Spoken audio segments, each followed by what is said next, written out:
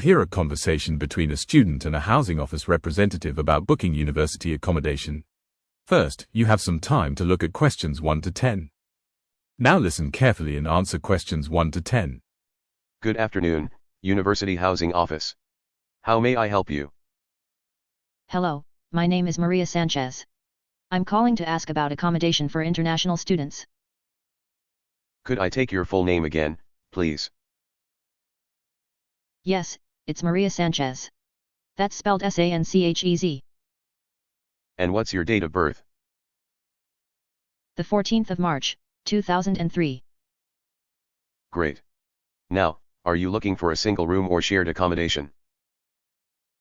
A single room, please. All right. We have two types available, standard and en-suite. Which would you prefer? I think I'll choose the en-suite. Okay. The en-suite is £150 per week, while the standard is £110. Do you want full board or self-catering? Self-catering, please. Fine. Could I have your contact phone number? And your email address? Yes, it's 07849623195. And your email address? Yes. It's maria.sanchez04@gmail.com. Perfect. Now, just one more thing. When will you arrive in the UK? On the 2nd of September. Excellent. I'll reserve the room for you. You'll receive a confirmation email shortly. Thank you so much. That is the end of section 1. You now have 1 minute to check your answers.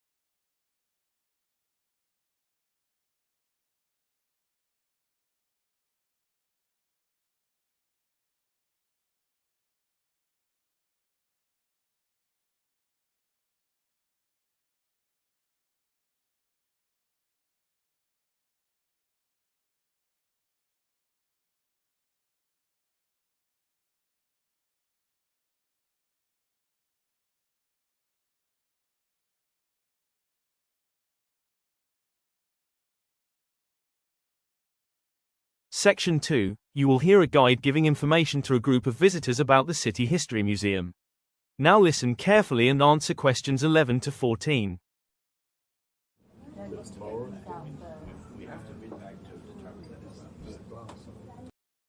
Good morning everyone, and welcome to the City History Museum. I'm delighted to see such a large group here today. My name is David Turner, and I'll be your guide for this short introductory talk before you begin exploring on your own.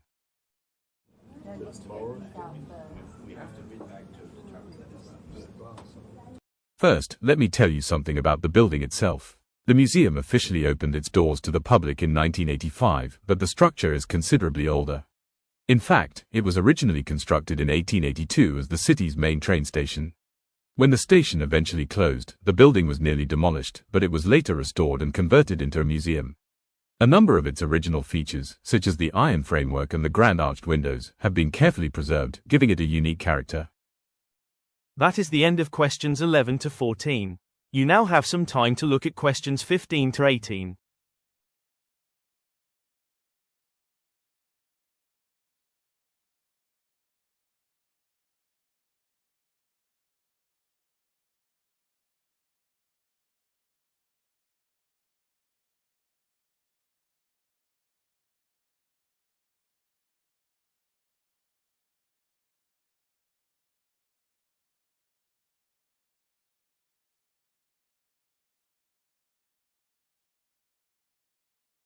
Now, as for the museum's layout, it is divided into 3 principal sections.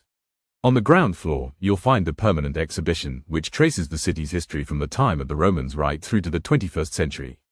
Among the many artifacts displayed, perhaps the most significant is the original town charter of 1620. You may also notice some interactive displays that allow visitors to compare maps of the city across different centuries. Moving upstairs to the first floor, you'll discover the temporary exhibition area. This section changes regularly, every few months, to ensure variety and to attract repeat visitors.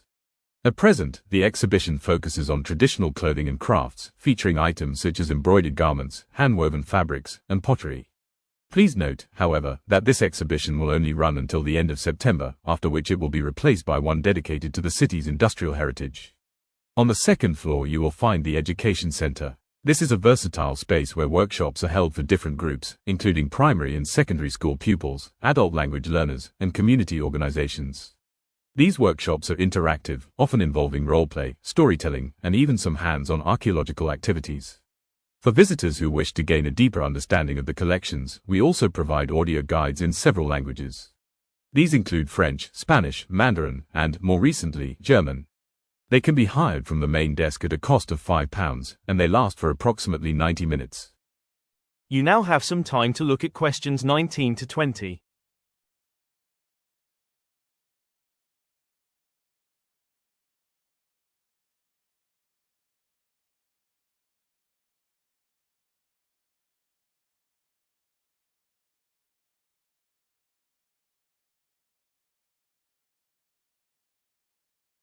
Let me give you some practical details before you start your visit. The museum cafe is located next to the main entrance. It serves light meals, snacks, and hot drinks throughout the day. Opposite the cafe, you will find the gift shop, which offers a wide selection of souvenirs, from inexpensive postcards and guidebooks to locally produced handicrafts. Finally, a reminder about photography: you are welcome to take photographs in most parts of the museum. However, the use of flash is strictly forbidden, as it can cause irreparable damage to delicate items such as paintings and manuscripts.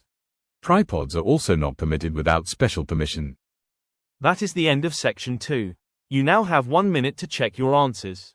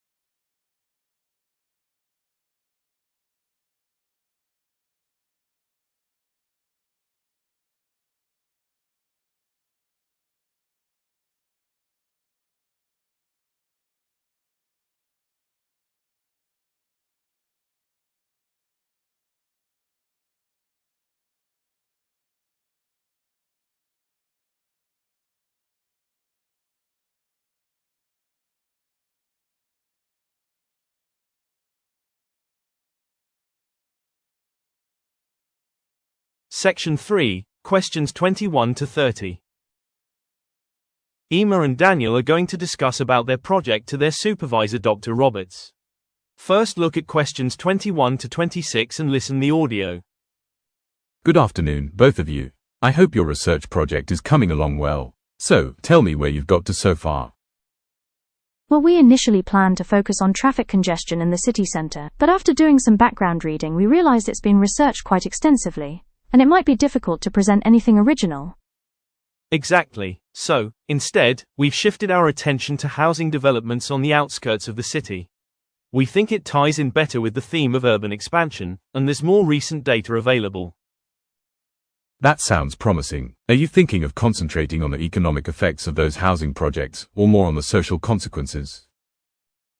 At first we thought economics, since it seemed more straightforward to measure, but then we decided the social aspect.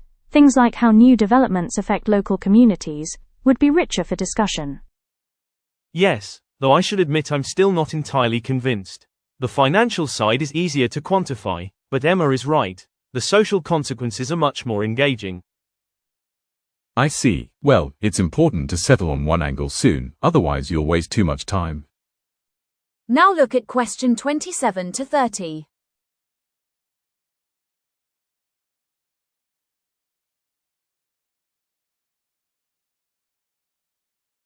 Now, what research methods have you considered?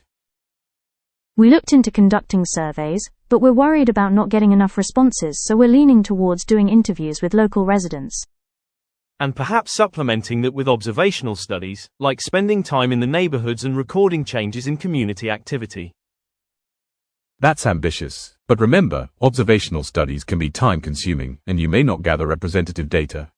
Perhaps a combination of short interviews and official statistics would be more efficient. That makes sense. Actually, we found some recent census data that could support our findings. And the City Council has published a report on infrastructure planning, which we think will be really useful. Excellent resources. Make sure you evaluate them critically, though, not just accept them at face value. Of course. Oh, and one more thing. We were debating whether to include a case study of one particular housing development, rather than speaking generally.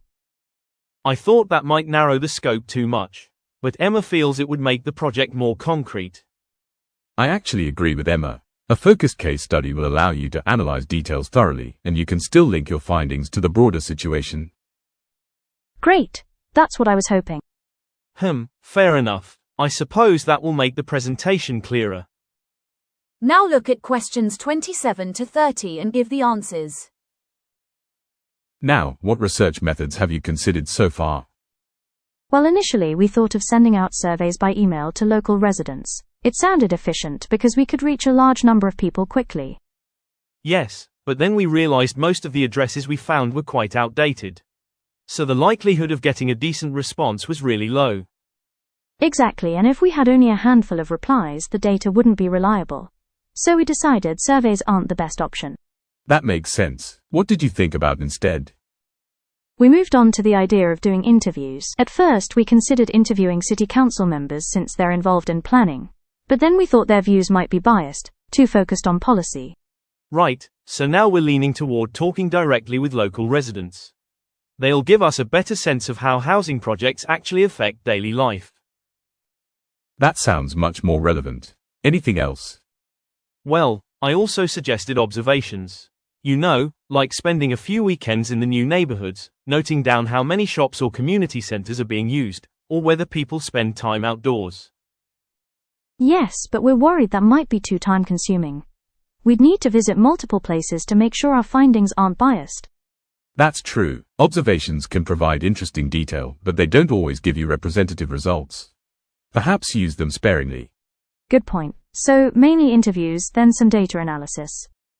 And don't forget there are excellent official resources already available. For example, the most recent census data, that'll give you solid demographic information.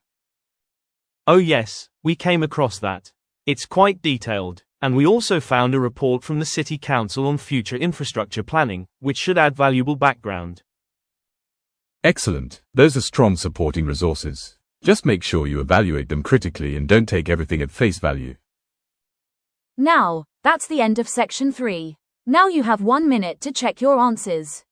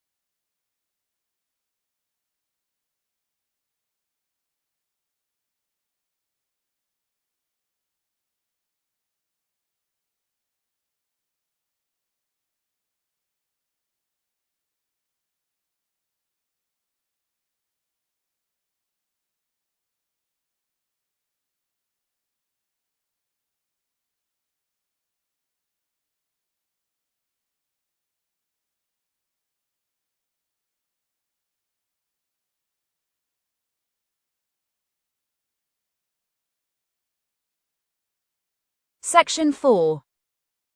Now, look at questions 31 to 40.